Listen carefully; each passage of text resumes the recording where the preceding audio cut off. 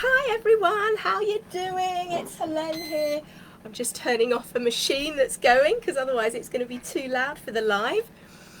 So welcome. So welcome to Essential Oils for Pets, Safe and Effective Use. My name is Dr. Helene, and just to sort of give you a bit of an intro about me, I'm an A&E doctor, but my passion is absolutely animals. I absolutely love them. Dogs, cats, you name it. I've got 6 dogs, a cat and a bunny. My bunny is in here. My cat may make an appearance. Bambi may or may not be my co-host. He's currently snoozing in the bedroom. So, as well as being an A&E doctor, I'm also a canine massage therapist, as well as a canicross instructor, and I worked as a dog trainer. I was at medical school as well, and I've just done an animal aromatherapy specialist certification as well as doing diplomas for humans as well. So just to sort of tell you, I'm very passionate about using essential oils, and I think there's so much bad information out there where there's it's inaccurate, and there's always something going round on Facebook, and I wanted to address a few concerns that people might have and see if I can dispel a few myths as well. So how did I get into essential oils? Well, I've been using them for quite a few years on my skin, and I hadn't really explored them more. And then I have a beautiful blind dog called Inca that way, my dog there she is with me in a hydrotherapy pool, and a beautiful blind dog, Inca, and she was found in a river at 2 weeks of age in Romania. She came to me at 5 months. She hadn't had much socialization because obviously she was really scared, and she had a lot of fear, and it was really, I'm just going to plug my microphone in because sometimes I realise my computer actually makes a few funny noises when we're on Facebook. I don't know why, so hopefully that'll be a bit better. And she had some fear, she was scared of other dogs, scared of humans, scared of noises. Siren, I will live in the middle of the city, siren goes past, and she can be a little bit fearful there. So there was a lot of things, and I was looking at a lot of different healing modalities, looking at training and different behaviours, and was doing a lot of training and behaviour modifications with her, but still not quite getting to the point that I felt she needed to be at, or to keep her settled. And she wasn't really responding to other healing modalities. I'm quite a fan of tuning forks and everything, but she was scared of the vibration, she was scared of the sound, and the same with other things. And I was at the World Energy Conference in 2019, and there were 2 speakers there talking about using essential oils with animals. And Inca came along to fundraise for a charity. And it was very stressful for her, and if I'd realised it would be quite so stressful, she wouldn't have come. But she coped with it very well, and there were peaks and troughs. She didn't like the tiled floor, but when she was at the table she was fine, and she got healing off everyone. But I was listening to these speakers talk about using essential oils with animals, and it was like an absolute light bulb going off. It was absolutely incredible. I just thought, this is the answer. And I don't know if you ever had that feeling, but I just knew that this was going to help my dog. And I was at the conference, and I'm literally on Amazon, and I'm just downloading some books, and I literally went home, and someone had given me a bottle of wild orange. So this is the doTERRA wild orange, and I literally had read in this book that it was quite good, it's uplifting, it's good for fear. So I literally offered her the oil, and Inca took this massive inhalation, and then this massive exhalation, another massive inhalation, and another massive exhalation, and I could literally see her de-stress. I could literally see the fear just going from her body, and I was like, oh my goodness, this is absolutely incredible. I literally couldn't believe what I was seeing with my own eyes. And I literally have not stopped reading about essential oils since then, and I've pretty much spent the whole of lockdown since last March learning more and more, doing courses. I also did a course to be a scent work instructor as well, so pretty much everything sort of aroma wise to do with dogs and other animals is what I've spent my lockdown doing, as well as working. So I'm hopeful that that I just want to be able to share with you and get you to understand about safety with essential oils, and also have a bit of information, because unfortunately there's You know, some vets aren't familiar as well, and I do know that vets have sort of gone down a red herring, and they've sort of treated an animal for essential oil toxicity when it's actually something else like cancer, and there was actually no signs of essential oil toxicity, but because the owner had been using essential oils, they immediately were like that. And I actually know personal experience of a case, and it was actually me saying you've got to get that animal to have a scope in their throat, you know, down their esophagus, and they actually found they were riddled with cancer. So it is really important just to have a little bit of facts so that you can relay that if possible. So welcome everyone who's joined. Hi Breeder, hope you're well. Please let me know about your pets. Please post some pictures in there as well, because I love to see animals, and tell me who you've got joining you as well. So first of all, there's always a post going around Facebook, something goes viral, I'm always tagged in it, approximately about once a month, saying about how this oil has killed this dog or this cat. And actually, when you read the article, there's actually no clear information in there, and there's no clear cause in there either. And it's generally just something very inflammatory, and there's generally no science for the claims either. And it's usually written by someone with no medical training, no veterinary training. It's just very inflammatory. And often, or something, they do quote articles, but often it's, again, you know, there was something that was quoting an article on the use of an essential oil, but how it was toxic against a cat flea. So the flea of a cat, not a cat. So, you know, things like that are actually very important to realise. And I think it's quite interesting as well how people are like, oh, you know, essential oils, but they'll think nothing of going out and buying a load of cleaning products for their house, all these harsh things, all the products they use on their skin and their hair, the floors, what you're cleaning your floor with, are you bleaching your floor, are you bleaching your bathroom, all these produce you know, toxins that are in the house. And that can be harmful for our skin, for our respiratory system. Some are even endocrine disruptors. Hey Anne, how you doing? The boys are missing you. You know, and this is really, really bad. And in actual fact, our homes are actually 80% more polluted than the air outside, which is really, really scary.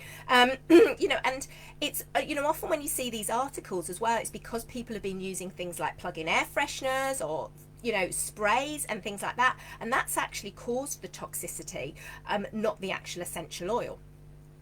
But I think it's also very important to realise that often when products say, oh, they've had an essential oil added, these oils are often not pure. They're often just fragrance oils that have been altered in some way, because when you, a lot of the oils for the fragrance industry are not actual pure oils. They've only got the aromatic components there, so they don't have the same therapeutic value. And often they're altered in their structure to preserve shelf life as well. So in some cases, they can be have more significant levels of a particular constituent that could actually be toxic for your animal because they've been altered in some way. And often when you see these problems that animals have had in relation to an essential oil product, it's actually the additive that's in the product and not the actual essential oil. And it's really important to understand as well that not all essential oils are the same, and there's no standardization within the industry, which is actually very worrying. So an oil can actually be labelled as pure when in actual fact it's perhaps only got 10% pure oil in it and the rest is made up of filler.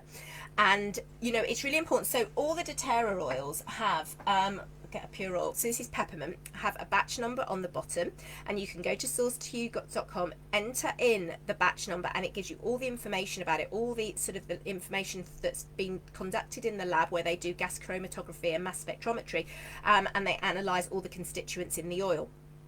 And it's really important you can see what it's made of.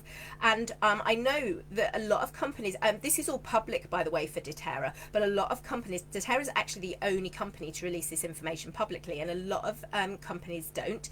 And I know when I was on my aromatherapy course that one of our homeworks was actually to get the GCMS levels for a particular oil, and one girl couldn't, and she messaged the essential oil company that whose oil she was using and explained it was for her homework, and they refused to release the information.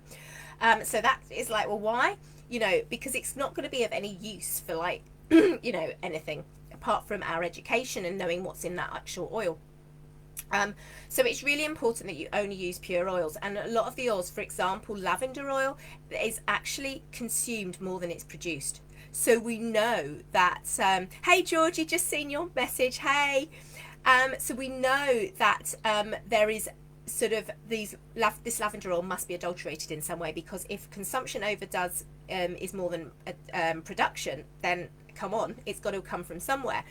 So, and also, you know, I was looking at a lavender oil that was labelled pure a few weeks ago. It was far too cheap, and it also said that it wasn't safe for pregnant women and children. And lavender is actually very beneficial for pregnant women and children. It's very soothing and calming. It's got so many different benefits. But if it's saying it's not safe, then that's obviously because it's not a pure oil and it's got other additives in it. So a lot of the times when you see these inflammatory comments and it's saying about adverse reactions, it's often due to being used incorrectly as well, and I'll explain about use in a minute. But also sometimes they've used significant amounts. You know, you've got to really use a load of sort of oil for it to produce a toxic amount. And there's different levels, but that's the same for anything. You know, anything in that we use for ourselves or our animals can cause toxicity, even water. So humans can die of over ingestion of water. When, you know, ecstasy first came on the scene, people were drinking loads. It caused a condition called hyponatremia, which is too little salt in the body, and people can go into coma, have convulsions, go into coma and then die. And it's actually the same with dogs. If you go to a hydrotherapist who isn't qualified, they can ingest too much water. And it's the same if you let them play in a river, fetching a ball repeatedly. They can ingest too much water and have that problem. So everything's got a toxic dose. And actually, if you Google lethal dose 50 or LD50, you'll see the results of all these different products that are either injected or ingested. And it is horrible, because what they do is they take a group of animals and they give them the toxic, the product. It doesn't have to be a toxin, it could be a medicine, it could be a food, and they keep giving it until 50% of that group have died, and then that's the toxic dose. So it's not nice, but everything's got a toxic dose. But you know, oils have a therapeutic window as well, and there is some oils that have a bigger therapeutic window and we want to use those, and there's others that have a smaller therapeutic window where only under really sort of strict guidance should you be using them, and some you should avoid for, you know, because the safety margin is so small. And so it's really important to recognize that it's, you know, everything has a toxic dose. And you know, we just have to be a bit careful of it. So, you know, if you're using, you know, sort of 1 to 2 drops of an oil is likely to be beneficial depending on the oil. But you know, often when you read these things, they must have taken an awful lot for that oil to actually have caused a problem. Even tea tree. So tea tree, the toxic dose for sort of a medium-sized dog would actually be about a bottle. You know, and there's actually in one of these bottles there's 250 drops. You should only be using like 1 to 2 drops. And I don't use tea tree, actually. You can, but it's got quite a small therapeutic window, so I personally just avoid it. But it can be used, but it's best there's other safer oils. And it's also important. So oils tend to be excreted either by the respiratory tract or the liver and the kidneys, and obviously in the intestines as well, out in a stool. And it's important to realise that actually a lot of oils can support the liver and the kidneys as well. So they're actually beneficial, and they're not toxic in that manner. So that's really important. So as I said, always important to just use pure oils. And my glamorous assistant Bambi has just stayed on the bed. He usually comes in to join me, but he's not here this time. But you want to always offer an oil to an animal with the lid on, because dogs have millions, something like 300 million scent receptors. We have 5 to 6. Okay, so their ability at scent is so much greater than ours, and you can completely overwhelm them. So you always want to offer them with the lid on and see what they happen, you know, how they react. If they turn away, they go away, you don't want to give them that oil. And you always want to give them room as well. So you don't want to crowd them and pin them in a corner. You will sniff that oil. Just see what happens. You know, approach slowly, let them have plenty of space, and always observe them after introducing an oil to see how they react as well. So that's really important. Diffusing is safe to use around pets. Now this is an ultrasonic vaporization diffuser, a water diffuser, so it has a water reservoir. You put a few drops in there and then it produces a mist. This is really the safest way to use them. It has an intermittent setting, 5 minutes on, 5 minutes off, so it means means that you're clearing the air as well. They're not just subjected to the oils all the time. And the important thing to remember is you must have it in a ventilated space at which they can leave as well. Okay, because obviously sometimes it can be overwhelming for them. Loads of my dogs, they love oils, and one of my dogs actually sits, when at night I have Serenity in the diffuser, she sits as closest to that diffuser as she possibly can, and usually she's on her back like that. She just loves it. But you know, you've got to give them the choice to move away. I'll explain about that in a minute, breeder, about drops. Yes, so self-selection. So you want to really just diffuse about 3 to 4 drops at a time in a diffuser, and that would be for sort of dogs and cats, and I'll explain about some other animals in a minute. But yes, generally in a reservoir like that, that's what you'd want to just diffuse.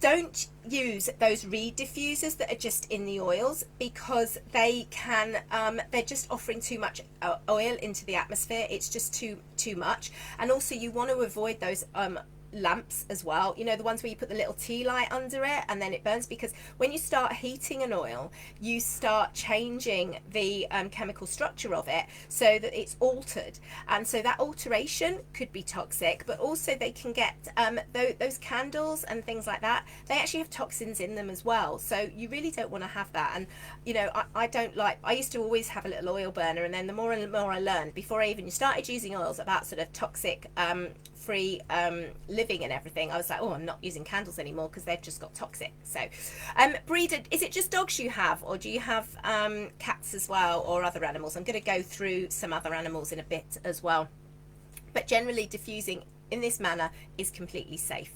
And then you can also apply oils topically as well. So a lovely place to do it is along the spine of the dog or the cat or rabbit, okay? And then also ear tips is really nice as well, because there's a lot of blood vessels in there. But you do have to be a bit cautious with that. So I've got spaniels, so I wouldn't want to necessarily put some oils on their ears because they can cross their eyes and it could be a little bit. So example, if I was using peppermint, because peppermint is fine in dogs and it's quite good for ticks, if I put a little bit, but it's good for loads of other things as well. So yeah, breeder, just dogs, so yeah, 3 to 4 drops. If you put oil in the ears and then they flap their ears across, if you've ever had peppermint oil in your eye or just near your eye, you're like that for ages, because it's just it can be, it's not, I suppose it's irritant, it's just very sort of powerful. It makes your eyes water. It's really great though for like taking a nice inhalation. And then you've got to be cautious as well, if you're applying oils to yourself and then you pet your animal, that it's actually lingered on your hands as well. So it can, you know, and that can actually spread on the animal. So you do have to be careful. But like I said, you know, if you've applied the oils to yourself and then you stroke an animal, don't get too worried about it, because most of it's gone onto your hand. You just have to be a little bit cautious, because obviously anything you put on cats, they are going to ingest because they groom themselves. The same with rabbits. But you know, you are talking about a very small amount of oil, as long as you're using them safely on yourself as well. But just be cautious.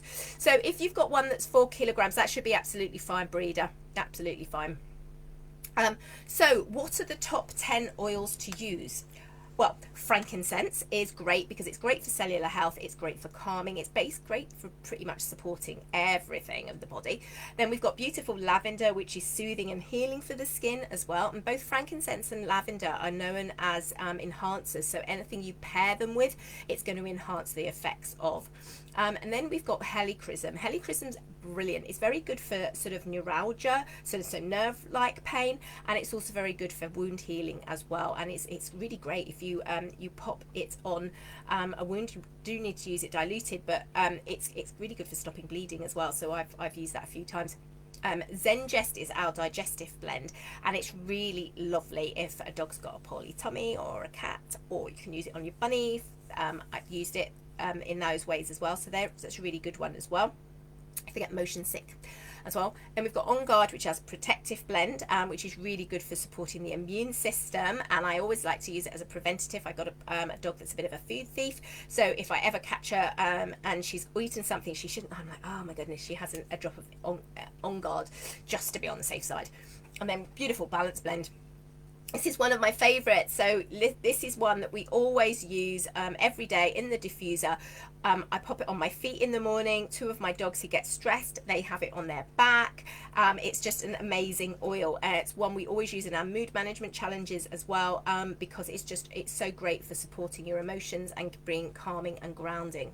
And then beautiful myrrh oil is another one that's really soothing for the skin and can be very beneficial in a whole load of different ways. Roman chamomile, calming, another great one for skin as well. It's really really beautiful. Yeah, and Zengest is really good for canine colic as well. If you've got a little dog with a bit of reflux, it's really good. And it's really good for, like, if you babies, we're going off track, but is really nice with babies is you put a bit on your hand, and then you can do this with dogs as well, and I do it on my dogs if they've got a tummy ache. You do the I love you thing. So it's an I, and then it's a heart, and then it's a you, but that's basically, it traces the intestines, so it's really cute, and it works. And then we've got beautiful copaiba. So copaiba works on the endocannabinoid receptors, kind of like CBD oil, but it doesn't have the psychoactive effects. And the thing I like about copaiba is we know its purity because we've got that batch number there. And it's absolutely amazing. Now, as a doctor, I have to say, I don't like CBD oil. I'm sorry, but I've seen side effects with it. And a lot of it's because the industry is unregulated. But I know where I am with copaiba, and I absolutely love it. It's very good for supporting emotional health, pretty much every system in the body. So if you're not sure what to use, copaibas. It's absolutely amazing. And I've seen such amazing benefit with it. And several of my dogs will always self-select it as well, whatever their need. And then we also have beautiful aroma touch. So this is the really nice massage blend. It's really effective for dogs if they've got any aches and pains, or you just want, I'm a canicross runner, so I use it a lot with them. Also very good for horses as well. They quite like that as well. So oils to avoid for dogs, and this is internally and topically, is going to be birch, melaleuca, and wintergreen. And you also want to have caution with the hot oils, such as oregano, cassia, cinnamon, clove, rosemary, and thyme.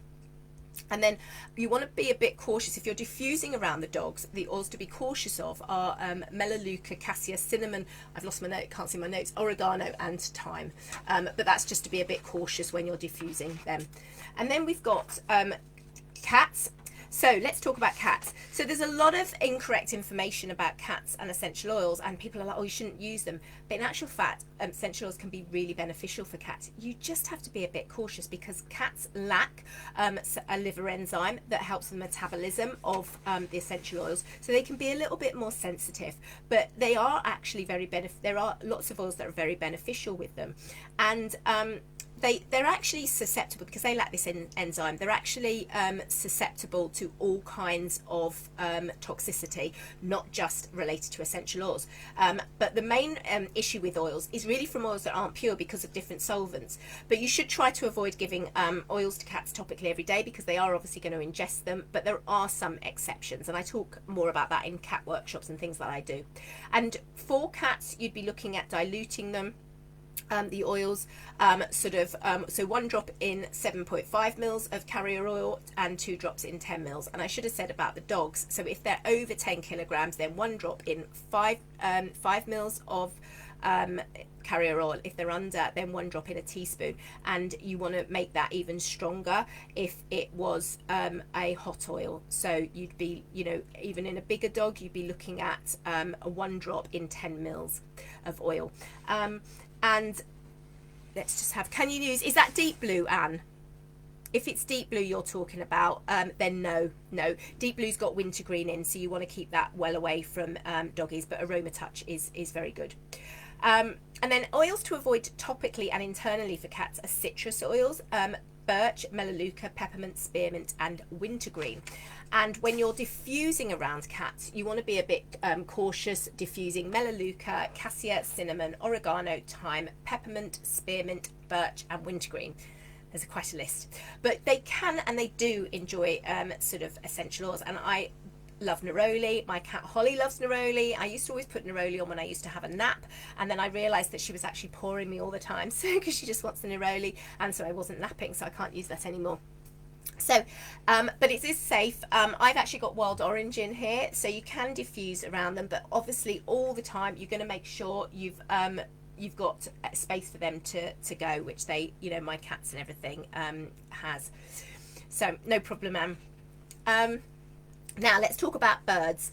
Birds are extremely sensitive to essential oils, but they can be used, and again, the water diffusers are the best way to do it, and you're going to be using 2 to 3 drops, and you want to always monitor them for about 15 minutes afterwards in an open and ventilated area. And then for topical use, you can actually put 10 to 20 drops in like a water spray and 4 ounces of water, and just you can shake well, and then obviously mist the area. And then you can actually add oils to water, so 1 drop per litre or 1 drop per 5 pounds of feed. And I know a lot of people who have chickens who actually use copaiba and oregano in there if their chickens are a bit off colour. And oils that are commonly used for birds are things like citrus oils, lavender, copaiba, Roman chamomile, frank and helichrysum as well. Now rabbits. Now I've got a bunny in here. Oh, she's just chilling. But you have to be a bit careful about bunnies, but they can actually be really, and other animals that are sort of hindgut fermenters, because some oils can harm the good bacteria in their gut, such as cinnamon, oregano, clove, melaleuca and others. So you can, to a certain point, use them, but you want to give a probiotic at the same time. But they love citrus oils, and they are like other ones like lavender, Roman chamomile, helichrysum and frankincense. And diffusing in this manner is safe, just 3 to 4 drops in the diffuser like with the others, and always in a ventilated area. And they can actually have a drop of oil in their water, or highly diluted topically, and it'll be about 1 drop to 7.5 mils of carrier oil. And I've used frankincense on my rabbit, and lavender, she hurt her hip, and she was just really down. She was on stuff with the vets as well, because I'm integrative, and I think you just got to sometimes run with all the horses, and especially with rabbits, they're so susceptible to going into stasis. So she had Zengest, and she was having like all the meds, and she had frankincense. I added in frankincense after a few days because she just was still not quite right. Added in frankincense, and the next day it was like she was a new woman.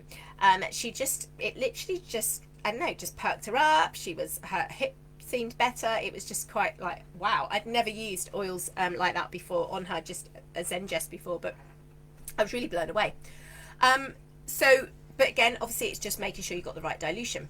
So then we've got reptiles. So reptiles do really well with essential oils, but you do have to be cautious if they're very small. You might want to add 1 drop to 30 mils of carrier oil.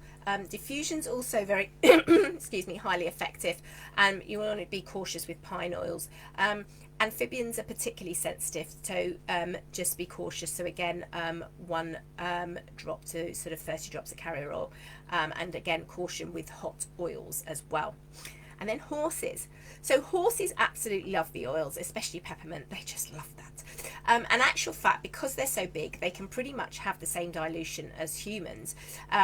So either undiluted or 1-to-1 dilution. You want to be cautious with hot oils like in humans. So perhaps you're going to use just a 1-to-3 dilution for a hot oil like you would with humans, but you can use them, and they enjoy them topically, especially down the spine.